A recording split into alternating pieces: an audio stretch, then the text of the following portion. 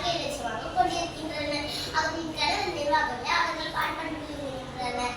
நான் ஒரு கனவு காண்கிறேன். என் கனவு நான் ஒரு மருத்துவரான முதலில் ஒரு அரசாங்க மருத்துவமனையில் பணிபுரிவேன். பல்வேறு நோயாளிகளிடம் பழகி அவர்கள் பிரச்சனைக்கான தீர்வை காண்பேன். எனது மிகப்பெரிய கனவு நான் ஒரு சொந்தமான மருத்துவமனை திறப்பதுதான். நான் திறக்கும் மருத்துவமனை ஒரு நிபுண மருத்துவ மையமாக இருக்கும். அது மட்டுமல்லாமல் பள்ளிகளுக்கு மாதந்தோறும் இலவச பரிசோதனைக்கு மேற்கொள்வேன்.